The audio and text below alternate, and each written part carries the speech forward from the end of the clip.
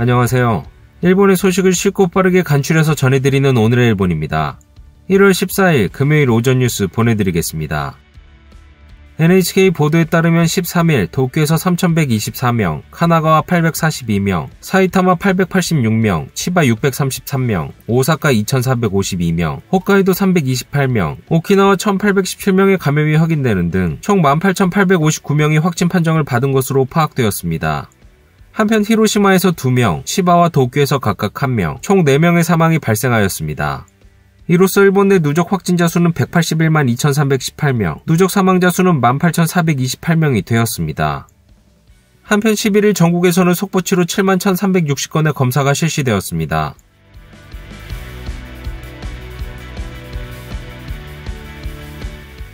이날 도쿄에서 확인된 신규 감염자는 3,124명으로 지난주 목요일에 641명보다 2,483명 증가하였습니다.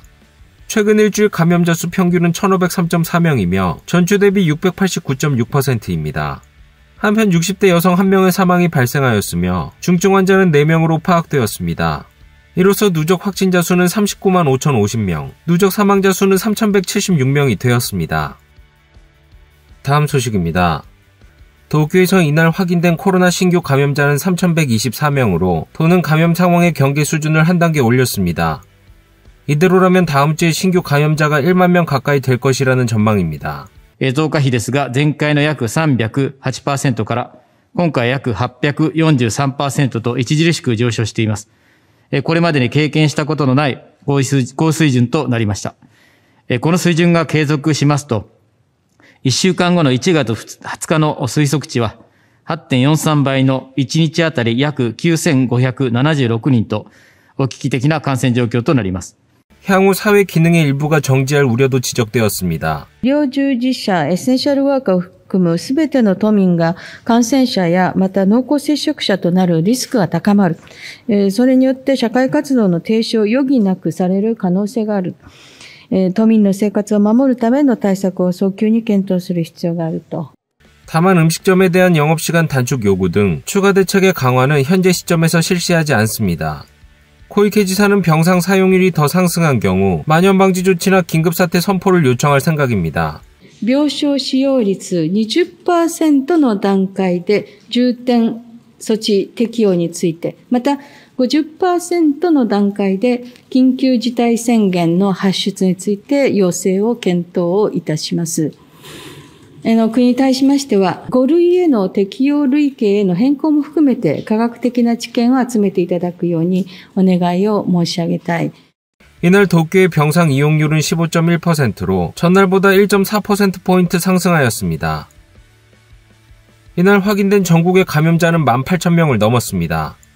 1,817명의 감염이 확인된 오키나와를 비롯한 11개의 현에서 사상 최다를 경신하였으며 중증 환자는 20명 늘어난 125명이었습니다. 현재 13개 지자체의 만연방지 조치를 적용한 히로시마현은 급속한 감염 확대를 감안해 현내 전역으로 확대하기로 결정하였습니다. 過去の感染拡大とは全く比較にならない速度、まさに想像を絶する速度となっています。先手を打った感染拡大防止が必要だと認識をしています。 각지의 숙박 요양시설은 입소자가 급증하고 있습니다. 나고야역 근처의 호텔에서는 얼마 전까지 10명 이하의 상태가 이어지고 있었지만 지금은 약 300명을 받아들이고 있습니다.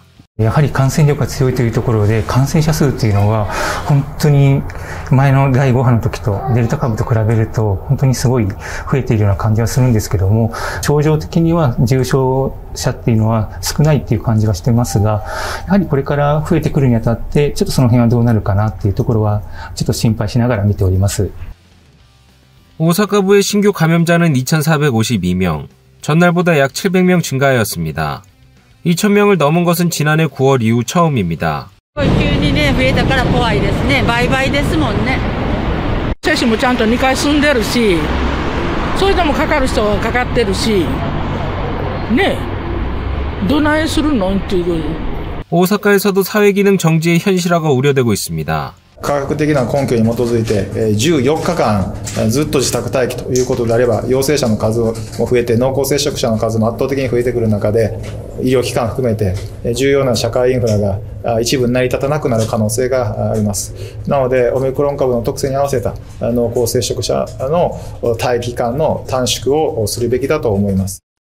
이런 상황에 정부도 움직이기 시작했습니다. 科学的な知見をしっかり集約させていかなければならない。そしてその上でご指摘があったようなこの濃厚接触者のこの隔離期間等についても必要に応じて対応していくことも考えていきたいと思っています。 다만 코이케 지사 등이 요구하는 코로나를 감염증법상의 2종에서 5종으로 변경하자는 것에 대해서는 現状、感染が急拡大している状況の中でその分類の問題を変更するということは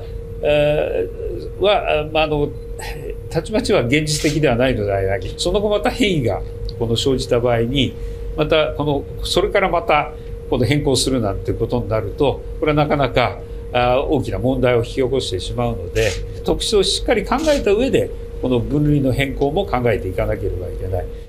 厚生노동성에 조언을 하는 전문가 회의에서는 밀접 접촉자의 대기 기간에 대해 논의하였습니다. 저녁에는 관계 강요가 관저에 모여 대응책을 협의하였으며 대기 기간의 단축에 대해서는 전문가의 의견을 기다리며 결론을 지을 방침입니다. 한편 백신 3차 접종의 앞당김에 대해서는 의료 종사자나 고령자 시설 입소자 외에도 대상을 넓히게 되었습니다. 3차 접종 대상은 약 1억 명, 그중 8,500만 회분이 전국 각 지자체에 4월 초까지 배송될 예정이라고 합니다. ワクチンの量や接種体制に余力がある場合は、それを最大限活用して、そして順次できるだけ前倒しを行っていただきますよう、強くお願い申し上げる次第でございます。 この一般に関しては原則7ヶ月なんですが、余力があってさらに前倒しすることが可能だという自治体は、6ヶ月になっても構わないという理解でよろしいんでしょうか。はい、優先順位をまずきちっと守っていただいて、重症化の恐れのある方、医療従事者の方々、高齢者、施設入所者の方々、介護者の方々、そして高齢者の方々、そういった方々を打っていただいて、なお余力、そういったものがしっかりある方には、一般の方も前倒しをしていっていただいて構わない。ぜひよろしくお願いしますというところです。はい。 다음 소식입니다.